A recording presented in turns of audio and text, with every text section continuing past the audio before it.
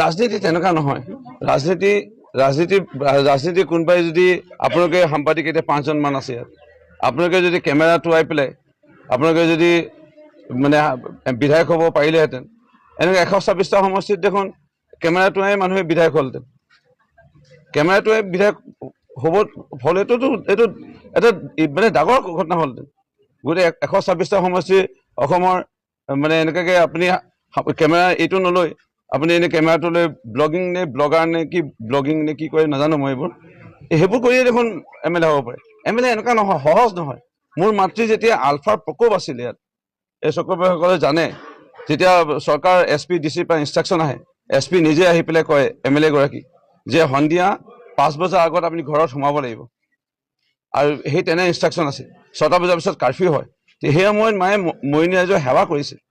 আৰু মাতৃৰ মৃত্যুৰ পিছত মই MLA হোৱা নাই নহয়, মোক মৰিনী ৰাইজে মাতি আনিছে, আৰু মাতি আনি পেলাই ইয়াত মোক বিভিন্ন সমস্যা দেখুৱাইছিল। অসম নাগালেণ্ডৰ সীমা সমস্যা দেখাইছিল। মই তাৰ হৈ পেলাই অসম নাগালেণ্ডৰ সীমান্তত প্ৰায় মই 8 ঘণ্টা বহিছিলোঁ এটা বাৰ্তা লৈ, যে যিহেতু খ্ৰীষ্টান সম্প্ৰদায়ৰ লোক নাগালেণ্ডৰ, মই তেওঁলোকলৈ বাৰ্তা দিছিলোঁ, বাইবেলত আছে, love the neighbour as you love your self. তুমি নিজকে যিমান ভাল পোৱা ওচৰ চুবুৰীয়াকে সিমানে ভাল পাবা। আমি আপোনালোকৰ ওচৰ চুবুৰীয়া নহয় নেকি? আমালৈ লক্ষ্য কৰি পেলাই কেলে আক্ৰমণ কৰে? নকৰিবচোন, আহক আমি মিলি থাকোঁ, এনে এটা বাৰ্তা দিছিলোঁ। সেইটো মোক সীমামূৰীয়া ৰাইজে খুব ভাল পায়। সেইকাৰণে 5খন বাগান বন্ধ হৈ আছিল। সেই 5খন বাগানৰ ৰাইজৰ বাবে অনশন কৰিছিলোঁ, প্ৰতিবাদ কৰিছিলোঁ, আৰু প্ৰতিবাদ কৰি বাগান খুলিছিলোঁ। ধুধুৰালি মৰিনী সমষ্টি হৃদয় ৰেখা। ডক্টৰজনে ক'লে পানী এটোপালো নাখাব, আমি গম পাই যাম আপুনি যদি পানী খায়। মই 2.5 দিন এটোপাল পানী নাখাই পেলাই ধুধুৰালিৰ কাৰণে অনশন কৰি ধুধুৰালি মই নিৰ্মাণ কৰি দিছিলোঁ সেই মই চৰকাৰৰ পৰা। ইয়াৰ উপৰিও মাৰ সময়ৰ পৰা 91 চন আজি সম্পৰ্ক নহয়। আজিৰ পৰা 35 বছৰ মোৰ এটা সম্বন্ধ মৰিনী সমষ্টিৰ ৰাইজৰ লগত। ক'ৰবাত দুৰ্গা পূজাত আহিব নোৱাৰে, মূৰ্তি কিনিবলৈ মই টকা দিওঁ। মই স্কুটাৰত আহি পেলাই ঠাণ্ডা বতৰত আহি পেলাই হাতীয়ে ক'ৰবাত ঘৰ ভাঙে, তাত আহি পেলাই সাহায্য দিওঁ। মানুহৰ বেমাৰ আজাৰ, বিয়া সকাম, তুলনি বিয়াত মাৰ হৈ পেলাই মই মানুহবোৰক সহায় কৰিবলৈ আহোঁ। কোনোবা মানুহ হস্পিটেলত মৃত্যু হৈছে, আমাৰ তেতিয়া এখন এম্বেচেডৰ আছিলে, সেই গাড়ীত ধৰা দি পেলাই নাৰিকল ৰছী বান্ধি পেলাই মৃতদেহ সেই মৃতকৰ ঘৰত পোৱাই দিছিলোঁ।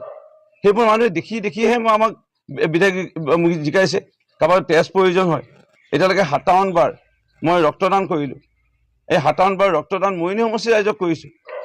ইয়াৰ উপৰিও কত স্কুল কলেজত এডমিশ্যন ল'বলৈ টকা নাথাকে, কত হস্পিটেলত ৰিলিজ কৰিবলৈ টকা নাথাকে, নাৰ্ছিং হোমৰ ৰিলিজ কৰিবলৈ টকা নাথাকে, ক'ৰবাত বাহিৰলৈ চিকিৎসা কৰিবলৈ যায়, তাত ট্ৰেইনত ভাড়া দি পেলাই পঠিয়াওঁ। কিমান ভাগৱত পাঠ, কিমান ৰাস, কিমান পূজা, কিমান মইনা পাৰিজাতৰ অনুষ্ঠান, কিমান সহায় কৰি থৈছোঁ।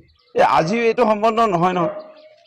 আজি বোলে মই এনেই, মোক আকৌ কৈছোঁ নে, কেমেৰা টোৱাই যদি MLA হয় তেন্তে 126টা সমষ্টিত এখন কেমেৰা টোৱাই পেলাই MLA হ'ব পাৰে।